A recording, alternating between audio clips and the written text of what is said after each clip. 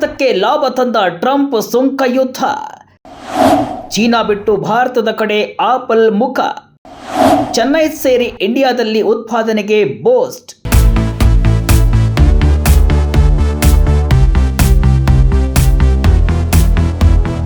America ಅಧ್ಯಕ್ಷ Donald Trump China ವಿರುದ್ಧ ತೆರಿಗೆ ಯುದ್ಧವನ್ನ ಸಾರಿದ್ದಾರೆ. ಇದು ಭಾರತಕ್ಕೆ ಲಾಭವಾಗುವ ರೀತಿ ಕಾಣ್ತಾ ಇದೆ. ಟ್ರಂಪ್ ನೀತಿ ಅಮೆರಿಕದ ಪ್ರತಿಷ್ಠಿತ ಫೋನ್ ಬ್ರ್ಯಾಂಡ್ ಆಪಲ್ ಚೀನಾವನ್ನ ತೊರೆಯುವ ಬಗ್ಗೆ ಯೋಚನೆ ಮಾಡುವಂತೆ ಮಾಡಿದೆ. ಇದರ ನಡುವೆಯೇ ಭಾರತದಲ್ಲಿ ಆಪಲ್ ಉತ್ಪನ್ನಗಳ ಉತ್ಪಾದನೆಗೆ ಬೂಸ್ಟ್ ನೀಡಿದೆ. ಇದರಿಂದ ಭಾರತದಲ್ಲಿ ಹೆಚ್ಚಿನ ಉದ್ಯೋಗ ಸೃಷ್ಟಿಯಾಗಲಿದ್ದು ಆರ್ಥಿಕ ಪ್ರಗತಿಯೂ ಆಗಲಿದೆ.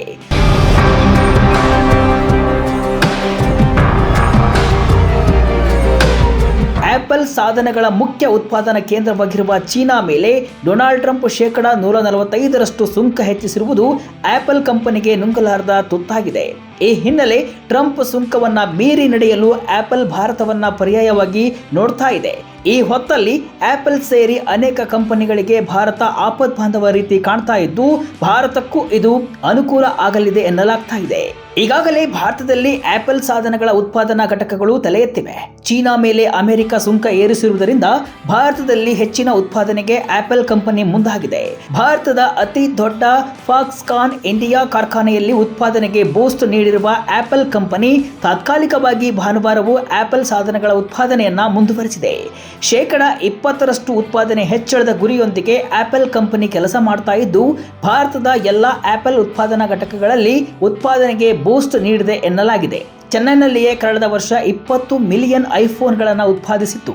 ಈಗ ರಜಾ ದಿನವೂ ಕೆಲಸ ನಡೆಯುತ್ತಿರುವುದರಿಂದ ಉತ್ಪಾದನೆ ಭಾರೀ ಪ್ರಮಾಣದಲ್ಲಿ ಏರಿಕೆಯಾಗಿದೆ.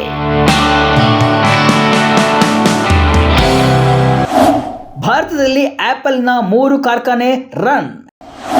ಆಪಲ್ಗೆ ಬೆನ್ನೆಲುಬಾಗಿ ನಿಂತ ಮೋದಿ ಸರ್ಕಾರ. ದೇಶದಲ್ಲಿ ಹೆಚ್ಚಿನ ಉದ್ಯೋಗ ಸೃಷ್ಟಿ, ಆರ್ಥಿಕ ಪ್ರಗತಿ. ಆಪಲ್ ತನ್ನ ಉತ್ಪಾದನೆಯನ್ನ ಚೀನಾ ಮೀರಿ ವಿಸ್ತರಿಸಲು ಮೊದಲಿನಿಂದಲೂ ಯೋಚನೆ ಮಾಡ್ತಾ ಇದೆ. ಈಗ ಅದಕ್ಕೆ ಕಾಲ ಪಕ್ವವಾಗಿದ್ದು ಭಾರತ ಆಪಲ್ ಕಂಪನಿಗೆ ನಿರ್ಣಾಯಕ ನೆಲೆಯಾಗಿ ಕಾಣ್ತಾ ಇದೆ. ಈಗಾಗಲೇ ಆಪಲ್ ಕಂಪನಿ ಭಾರತದಲ್ಲಿ ಫಾಕ್ಸ್ಕಾನ್ ಹಾಗೂ ಟಾಟಾ ಜೊತೆ ಟೈಅಪ್ ಆಗಿದ್ದು ಒಟ್ಟು 3 ಕಾರ್ಖಾನೆಗಳಲ್ಲಿ ಆಪಲ್ ಸಾಧನಗಳು ಉತ್ಪಾದನೆ ಆಗುತ್ತಿವೆ. ಇನ್ನು 2 ಕಾರ್ಖಾನೆಗಳು ನಿರ್ಮಾಣವಾಗ್ತಾ ಇದ್ದು ಮತ್ತಷ್ಟು ಕಡೆ ಆಪಲ್ ನಿರ್ಮಾಣ ಘಟಕಗಳನ್ನು ಸ್ಥಾಪಿಸುವ ಗುರಿಯನ್ನ ಹೊಂದಿದೆ. ಶೀಘ್ರದಲ್ಲಿಯೇ ಚೀನಾವನ್ನ ಮೀರಿಸುವಷ್ಟು ಆಪಲ್ ಸಾಧನಗಳ ಉತ್ಪಾದನೆ ಭಾರತದಲ್ಲಿ ಆಗಲಿದೆ ಎನ್ನಲಾಗ್ತಾ ಇದೆ. ಕೇಂದ್ರ ಸರ್ಕಾರ ಕೂಡ ಇದಕ್ಕೆ ಬೆಂಬಲವಾಗಿ ನಿಂತಿದ್ದು ಆಪಲ್ಗೆ ಬೇಕಾದ ಸೌಲಭ್ಯಗಳನ್ನು ಕಲ್ಪಿಸುತ್ತಿದೆ ಅಂತ ಮೂಲಗಳು ತಿಳಿಸಿವೆ.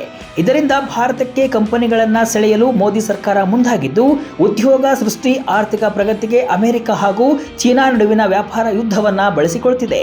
ಟ್ರಂಪ್ ಸುಂಕ ಯುದ್ಧ ಶುರು ಮಾಡುವ ಮುನ್ನವೇ ಭಾರತದಲ್ಲಿ ತನ್ನ ಸಾಮ್ರಾಜ್ಯ ವಿಸ್ತರಿಸಲು ಆಪಲ್ ಮುಂದಾಗಿತ್ತು. ಇದರ ಭಾಗವಾಗಿ ಚೆನ್ನೈನಲ್ಲಿ ತ್ವರಿತ ಕಸ್ಟಮ್ಸ್ ಕ್ಲಿಯರೆನ್ಸ್ ಪಡೆಯಲು ಸುಮಾರು 8 ತಿಂಗಳು ಹಿಂದೆಯೇ ಆಪಲ್ ಕಂಪನಿ ಮೋದಿ ಸರ್ಕಾರದ ಮೊರೆ ಹೋಗಿತ್ತು. ಕೇಂದ್ರ ಸರ್ಕಾರ ಕೂಡ ಆಪಲ್ಗೆ ಅಗತ್ಯವಿರುವ ಕ್ಲಿಯರೆನ್ಸ್ ಕೊಡಿ ಅಂತ ಅಧಿಕಾರಿಗಳಿಗೆ ಸೂಚನೆಯನ್ನ ಕೊಟ್ಟಿತ್ತು. ಈ ಮೊದಲು ಚೆನ್ನೈ ಏರ್ಪೋರ್ಟ್ನಲ್ಲಿ ಕಸ್ಟಮ್ ಕ್ಲಿಯರೆನ್ಸ್ಗೆ 30 ಗಂಟೆ ಸಮಯ ಹಿಡಿತಿತ್ತು. ಅದು ಈಗ 6 ಗಂಟೆಗೆ ಇಳಿದಿದ್ದು ಆಪಲ್ಗಾಗಿ ಗ್ರೀನ್ ಕಾರಿಡಾರ್ ವ್ಯವಸ್ಥೆಯನ್ನ ಮಾಡಲಾಗಿದೆ ಅಂತ ಹೇಳಲಾಗ್ತಾ ಇದೆ. ಚೀನಾದ ಕೆಲ ವಿಮಾನ ನಿಲ್ದಾಣಗಳಲ್ಲಿ ಗ್ರೀನ್ ಕಾರಿಡಾರ್ ವ್ಯವಸ್ಥೆ ಇದ್ದು ಇದು ಆಪಲ್ ಕಂಪನಿಗಾಗಿ ಚೆನ್ನೈ ಏರ್ಪೋರ್ಟ್ನಲ್ಲೂ ಕೂಡ ಶುರುವಾಗಿದೆ ಎನ್ನಲಾಗಿದೆ.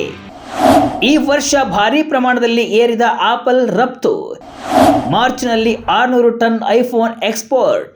ಈ ಹಿನ್ನೆಲೆ ಭಾರತದಿಂದ ಅಮೆರಿಕಕ್ಕೆ ಜನವರಿಯಲ್ಲಿ $770 ಬಿಲಿಯನ್ ಮೌಲ್ಯದ ಆಪಲ್ ಉತ್ಪನ್ನಗಳು ಹೋಗಿದ್ರೆ ಫೆಬ್ರವರಿಯಲ್ಲಿ $643 ಮಿಲಿಯನ್ ಮೌಲ್ಯದ ಉತ್ಪನ್ನಗಳು ರಫ್ತಾಗಿದ್ದವು.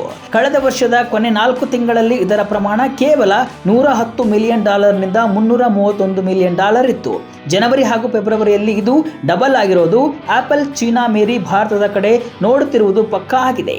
ಜನವರಿ ಮತ್ತು ಫೆಬ್ರವರಿಯಲ್ಲಿ ಫಾಕ್ಸ್ಕಾನ್ ಘಟಕದಿಂದ ಆಪಲ್ ಅಮೆರಿಕಕ್ಕೆ ತೆಗೆದುಕೊಂಡು ಹೋಗಿರುವ ಉತ್ಪನ್ನಗಳಲ್ಲಿ ಶೇಕಡಾ 85ಕ್ಕಿಂತ ಹೆಚ್ಚು ಚಿಕಾಗೋ, ಲಾಸ್ ಏಂಜಲೀಸ್, ನ್ಯೂಯಾರ್ಕ್ ಮತ್ತು ಸ್ಯಾನ್ ಫ್ರಾನ್ಸಿಸ್ಕೋಗೆ ರಫ್ತಾಗಿವೆ ಎಂಬುದು ಕೂಡ ಪ್ರಮುಖ.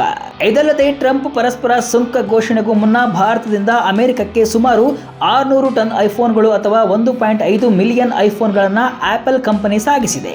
100 ಟನ್ ಸಾಮರ್ಥ್ಯದ ಸುಮಾರು 6 ಕಾರ್ಗೋ ವಿಮಾನಗಳು ಮಾರ್ಚ್ನಿಂದ ಈಚೆಗೆ ಚೆನ್ನೈನಿಂದ ಹಾರಿವೆ. ಅವುಗಳಲ್ಲಿ ಒಂದು ಇದೇ ವಾರ ಹೋಗಿದೆ ಅಂತ ಅಧಿಕಾರಿಗಳು ತಿಳಿಸಿದ್ದಾರೆ. ಜಾಗತಿಕವಾಗಿ ಆಪಲ್ ವರ್ಷಕ್ಕೆ 220 ಮಿಲಿಯನ್ಗಿಂತಲೂ ಹೆಚ್ಚು ಐಫೋನ್ಗಳನ್ನು ಮಾರಾಟ ಮಾಡುತ್ತಿದೆ.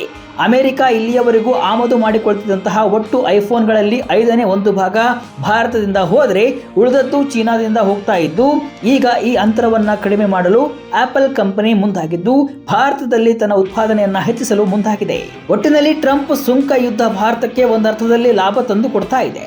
ಆಪಲ್ನಂತೆ ಚೀನಾದಿಂದ ಅಮೆರಿಕದ ಕಂಪನಿಗಳು ವಿಮುಖವಾಗ್ತಾ ಇದ್ದು ಭಾರತದಲ್ಲಿ ತಮ್ಮ ಸಾಮ್ರಾಜ್ಯ ವಿಸ್ತರಣೆಗೆ ಮುಂದಾಗಿವೆ. ಇದು ಭಾರತಕ್ಕೆ ಗುಡ್ ನ್ಯೂಸ್ ಆಗಿದ್ದು, ಉತ್ಪನ್ನಗಳು ಕಡಿಮೆ ರೇಟಿಗೆ ಸಿಗುವುದಲ್ಲದೆ ಉದ್ಯೋಗ ಸೃಷ್ಟಿ, ಆರ್ಥಿಕ ಪ್ರಗತಿಯೂ ಆಗಲಿದೆ ಎಂಬುದು ನಿಜ.